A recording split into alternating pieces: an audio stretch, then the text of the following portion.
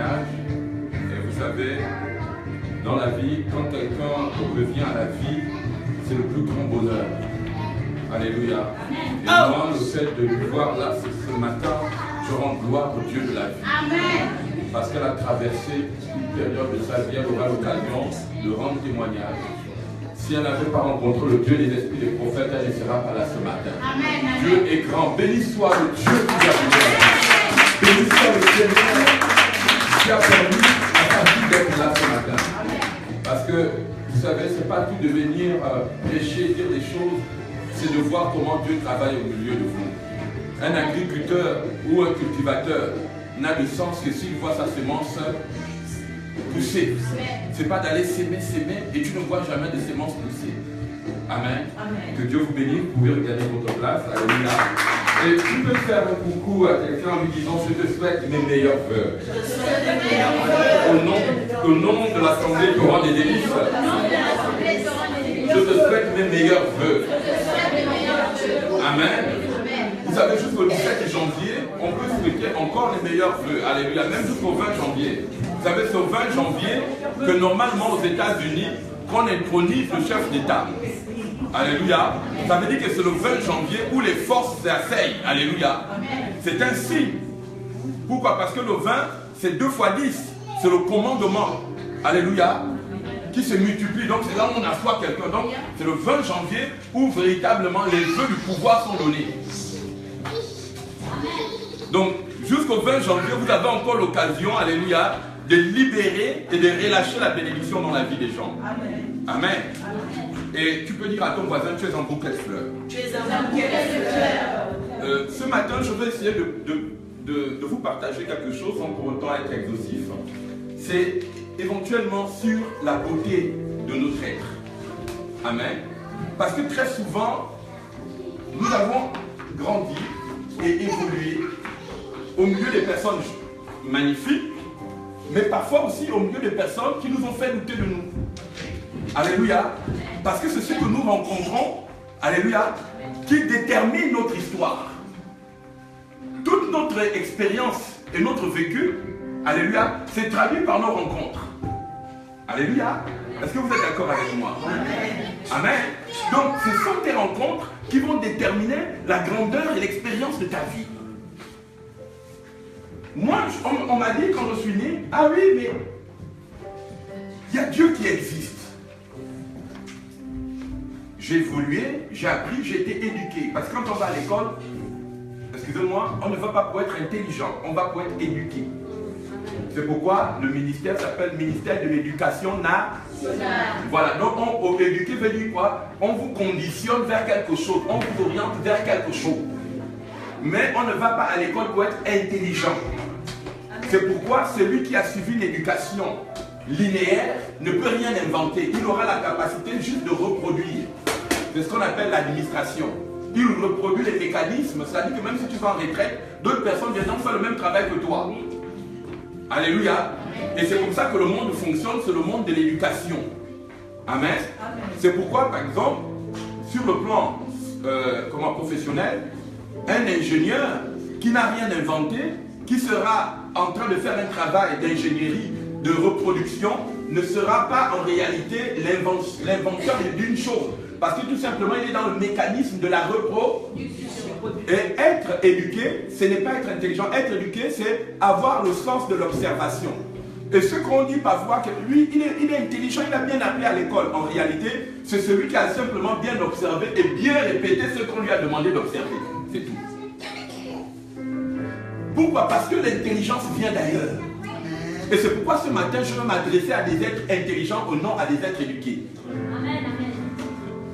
Et lorsque vous voulez suivre un prophète dans son message, si vous êtes éduqué et linéaire et carré, vous allez vous perdre. Parce que le prophète est le principe de la naissance.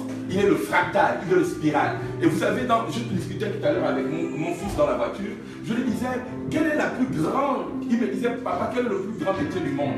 Je dis, c'est de croire en Dieu. Il dit, mais est-ce que Dieu paye? J'ai dit, oui, c'est le plus grand travail.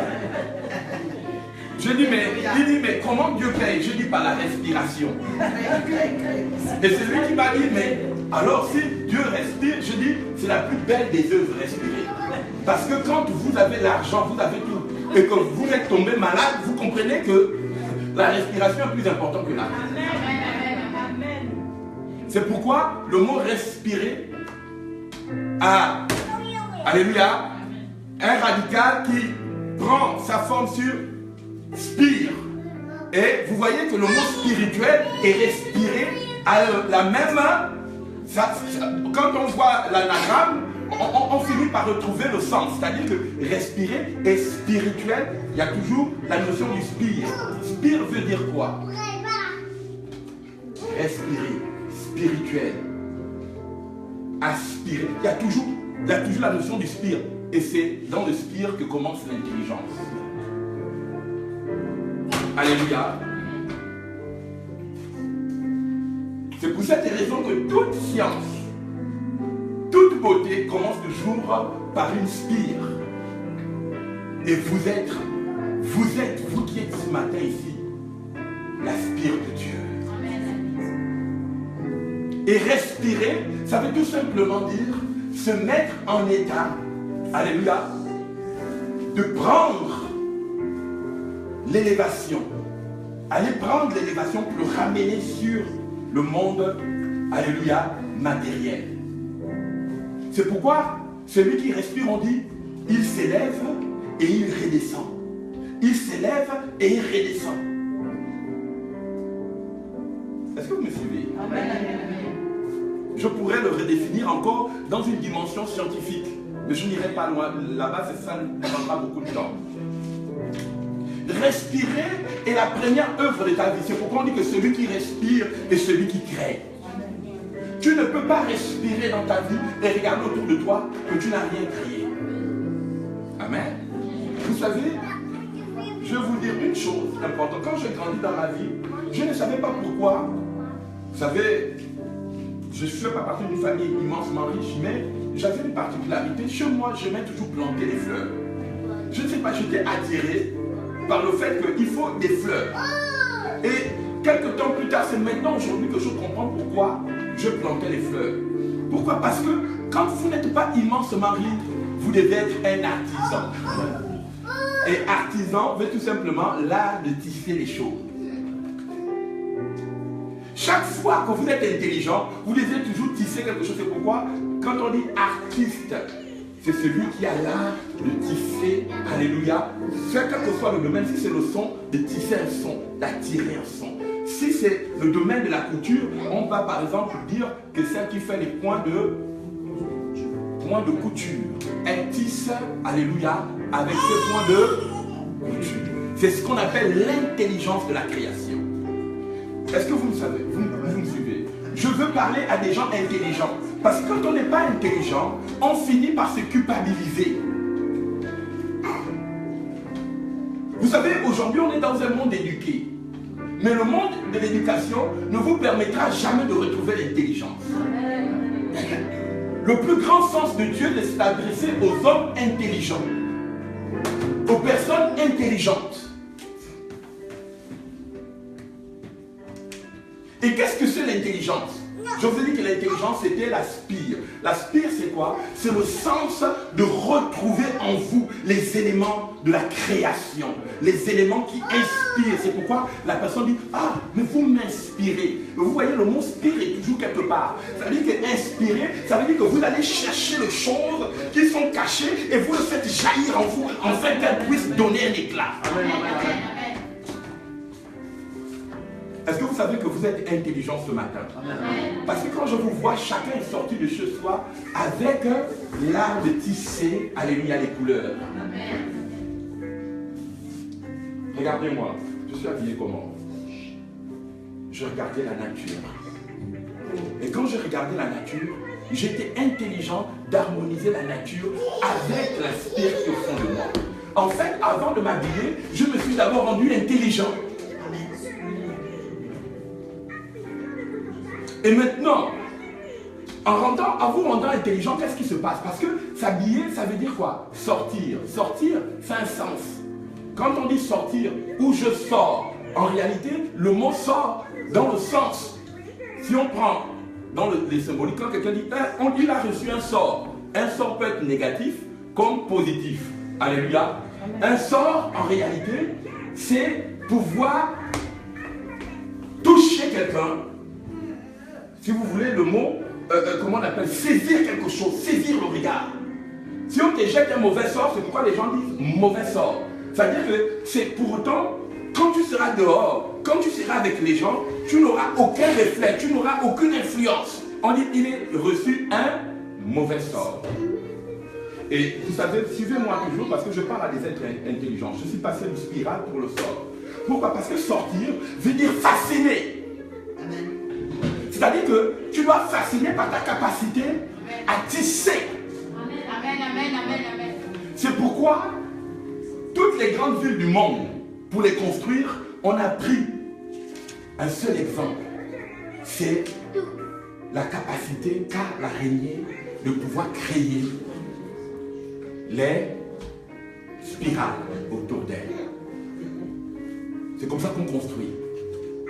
Et vous voyez par exemple certains pays africains, pourquoi ça n'évolue pas? Parce qu'il n'y a pas de centre.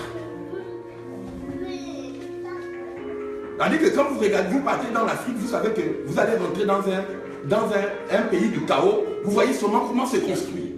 C'est construit sans cœur de tisserand. Mais je ne dis pas ça pour les anciens,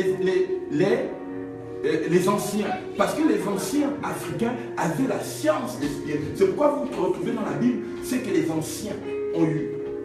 Et quand vous lisez la Bible, il ne faut pas la lire comme la religion. La religion, c'est relier les régions.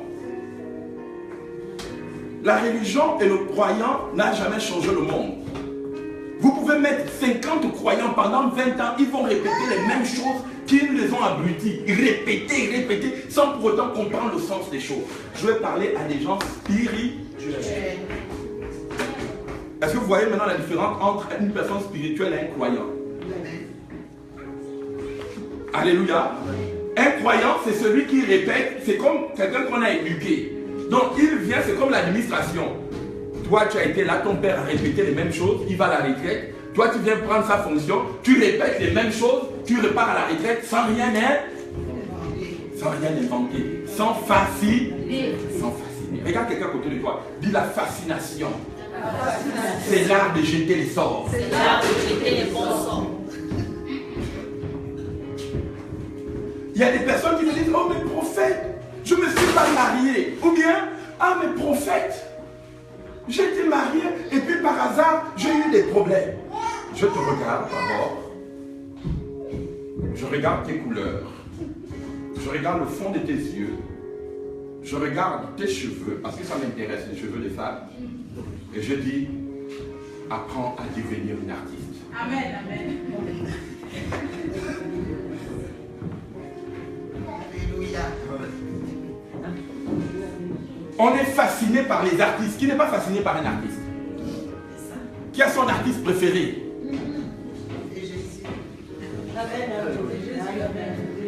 Ce matin, sur la toile, je dis, Dieu était le plus grand jardinier.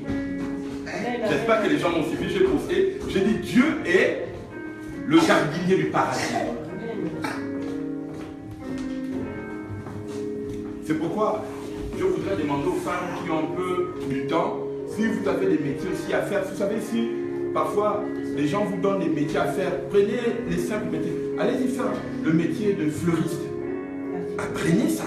Et à partir de là, vous comprendrez qui est Dieu. Vous comprendrez votre couple. Vous comprendrez la beauté que vous êtes. C'est pourquoi la femme qui se marie, qu'est-ce qu'elle donne le plus grand cadeau après son mariage? Mais son bouquet. Alléluia. L'onction là. Est-ce que vous voulez que je parle à des êtres intelligents? Vous savez, quand vous n'êtes pas intelligent et quand vous êtes éduqué, vous attendez qu'on vienne vous prêcher que Jésus, alléluia, veut que vous demandez pardon. Demande pardon. Les Juifs ne demandent pas pardon. Ils demandent pardon une fois par an. Mais regardez dans nos églises. Je suis un enfant de l'église, j'ai grandi dans l'église. J'ai vu les mamans, elles vont pleurer toute leur vie. Oh Seigneur, j'ai du mal. Mais vous avez pleuré pendant des années et vos pays sont pauvres, vos familles sont pauvres. Ça sert à quoi? Changer les méthodes archaïques qui ne servent à rien. Moi, la première fois où j'ai pleuré devant le Seigneur, j'avais 13 ans, j'étais épileptique. L'Esprit de Dieu est descendu. Je ne m'avais jamais enseigné le parler en langue, la langue des anges. C'est rentré en moi. Quand c'est rentré en moi, je commençais à pleurer. Les pasteurs m'a mis dehors. Parce que c'était normal, ils devaient commencer leur office. Parce qu'ils sont tenus par le temps, les fidèles regardent les montres. Depuis ce jour jusqu'à aujourd'hui, mes pleurs ont changé ma vie. Parce que j'avais pleuré devant le plus grand artiste. Vous savez, quand vous faites de la belle musique, regardez les jeunes gens, quand ils ont un artiste préféré, ils tombent dans ce qu'on appelle quoi? L'extase. C'est ce qu'on appelle, alléluia, les feux, ils sont dans l'hystérie. Ils sont dans la transcendance. On voit même des gens. Les gens de 1924, c'était à l'époque des Beatles. Ou bien c'était à l'époque de James Brown. Ah, James Brown et tout machin. Waouh. Alléluia, quand tu tapes et tout machin, tu te dis waouh. Amen. Le gars il vient, commence à danser. Waouh, waouh, waouh. Amen.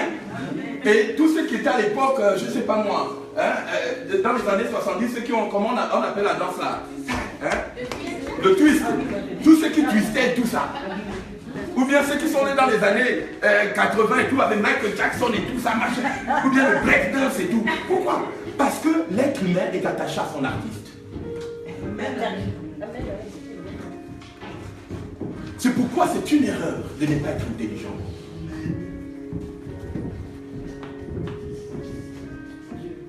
Tu ne peux pas forcer l'amour de quelqu'un que tu ne fascines pas. Et si quelqu'un ne te fascine plus et qu'il te garde, c'est une prison. Et dis-toi, pose-toi toujours la question, mais pourquoi je n'ai pas gardé telle chose? C'est qu'il y a eu quelque chose en toi qui n'a plus. Commence à changer, reforme-toi. Regarde, dis à quelqu'un, sois intelligent. Sois intelligent. Vous voulez que je vous donne quelle parole? Vous savez, moi, je vais vous dire une chose. Si vous attendez comme certains pasteurs font, reçois l'onction du mariage. Dis-toi qui est là-bas, reçois l'onction du mariage. Non, moi je ne donne pas l'onction du mariage. Je te rends intelligent pour être la femme qui fascine. Amen. Parce que moi-même, quand je viens vous parler, j'ai l'art de fasciner. Fasciner veut dire jeter les sorts. Sortir veut dire jeter les sorts, fasciner. Et quand tu sors sans pour autant fasciner, tu as des mauvaises sorts. C'est-à-dire qu'à côté de toi, dès que tu viens, quelqu'un quitte. La personne est même à côté de toi comme ça. Elle respire, elle dit, tu as envie de changer de place. Pourquoi? Parce que tu as perdu l'art de fasciner. Vous savez, il y a un principe qu'on appelle le principe de la photosynthèse. La photosynthèse, c'est lorsque la lumière décompose, lorsque les ténèbres décomposent la lumière. Mais alors que dans la vie de chaque être humain, regarde, quelqu'un dit, ce matin, tu as la responsabilité d'être intelligente. Tu dois sortir de tout ce qui te tient en otage. Je prends un cas. Vous savez, le peuple d'Israël est en Égypte, en esclavage. Le mot esclave veut dire jeter un sort pour rendre un homme imbécile. Un esclave, c'est celui qui est imbécile. C'est-à-dire que tu n'as plus de cerveau, on pense pour toi, on t'habille. En fait, tu ne dois pas réfléchir. On dit que la seule réflexion qu'a l'esclave, c'est de pouvoir le faire réveiller par un fouet.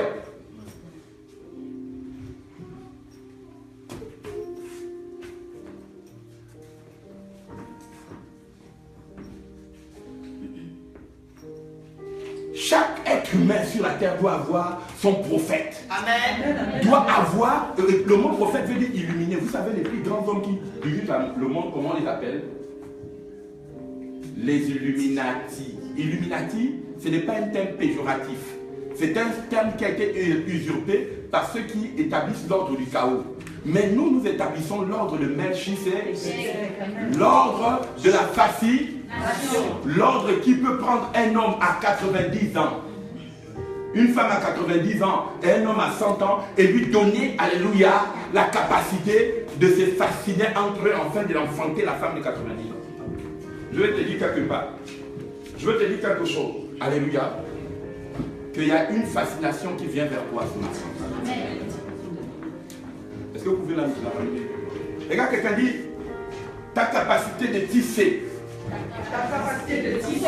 te donnera la force d'être fascinante.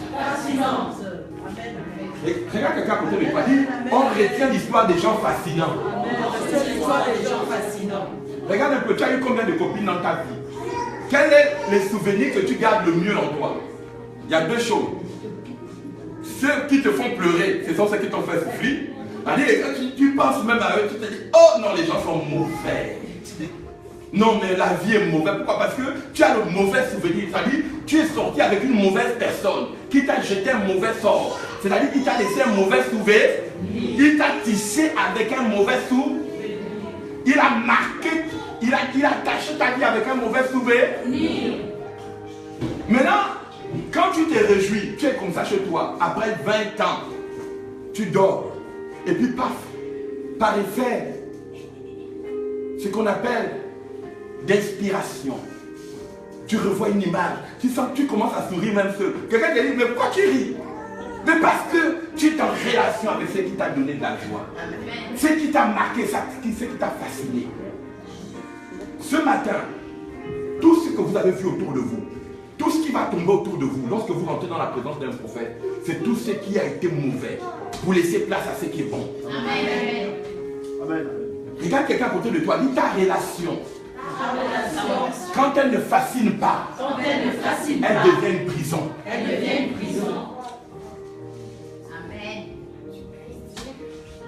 Fasciner veut dire quoi? Laisser un plaisir. Je m'arrête là. Regarde quelqu'un à côté de toi, dis-lui, il y a de la beauté en toi. Regarde quelqu'un dit, il y a de la beauté en toi. Vous savez, la plus belle des œuvres d'une personne, c'est ceux qui vous tissent des souvenirs. Une femme va laisser un souvenir à son homme, l'homme va laisser le souvenir à sa femme. Toutes les plus belles œuvres, c'est les œuvres qui ont un grand souvenir. Regarde quelqu'un dit, tout dépend dans ta vie de ceux qui te laissent un bon souvenir. Tout dépend dans ta vie de ceux qui te laissent un bon souvenir. Vous voulez que je vous donne un passage parce qu'on est tellement resté dans la Bible que quand on ne donne pas un passage, on dit, ah mais l'homme de Dieu l'a prêché, il n'a même pas ouvert la Bible. Je vais vous donner un passage. Amen. Que dit le Seigneur Jésus? Vous prenez dans Genèse, au chapitre 1,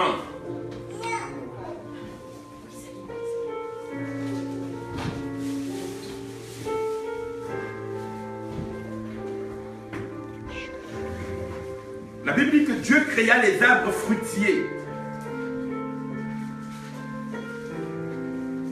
Je veux parler de cette œuvre intelligente. Je sens la présence de Dieu dans votre vie. Oh, je sens que quelqu'un est en train de guérir ce matin. Je dis, il n'y aura pas de mauvais sorts en toi.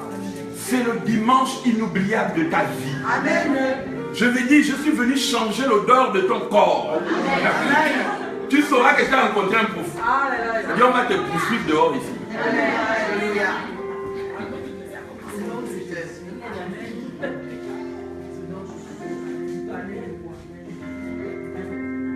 Vous savez, là où il y a les fruits, il y a toujours des bonnes odeurs. J'aime beaucoup passer là où, alléluia. Vous voyez, par exemple, dans les maisons des hommes riches, ils ont toujours des endroits qu'on appelle les orangers. Dans tous les grands parcs, vous allez arriver, vous allez toujours avoir une partie qu'on appelle l'orangerie. Est-ce que vous savez ça? Je m'arrête là. Je vais vous donner cette dimension une prochaine fois. Je vais vous expliquer pourquoi il y a toujours l'orangerie.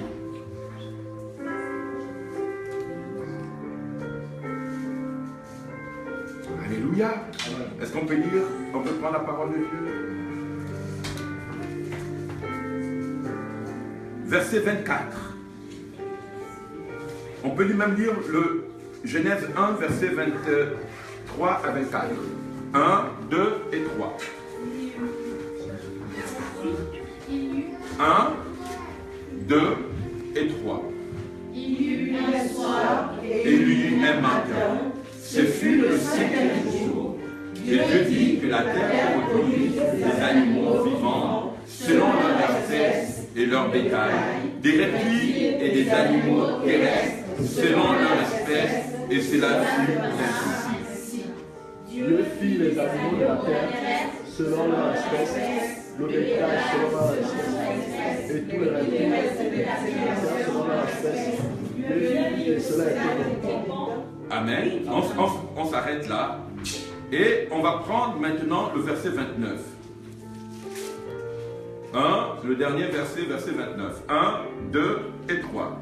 Et Dieu dit, je vous donne toute herbe portant de la sémence, surface de toute la terre, et tout arbre ayant en lui un fruit d'arbre et portant de la sémence, ce sera votre nourriture. Vous pouvez vous asseoir. Qu'est-ce que Dieu veut dire par là? Il dit que la terre où tu résides a un programme. La terre où tu résides a une capacité, c'est de te tisser ce qui doit te nourrir.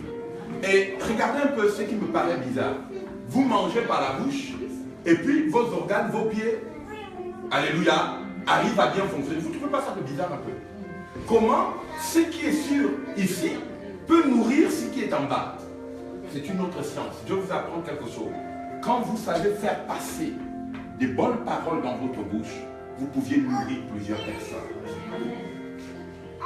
Et c'est pourquoi, quand Dieu va rencontrer Melchisedec, Abraham, il va rencontrer l'homme, l'esprit qui va le rendre très puissant. Cet esprit s'appelle Melchisedec. Et Jésus lui-même, dans le livre de Hébreux chapitre 5 verset 1, la Bible dit que Jésus est sacrificateur selon l'ordre de Melchisedec. Melchisedec, c'est qui? Il est le prophète et il est le sacrificateur. C'est celui qui apporte le vin et le pain. Je vais appeler les ministres ce matin. C'est ce que vous faites rentrer dans votre vie qui vous nourrit. C'est ce qui fait rentrer dans votre vie. J'appelle tous les ministres, tous ceux qui sont les sentinelles à se rapprocher, les prophètes et prophétesses.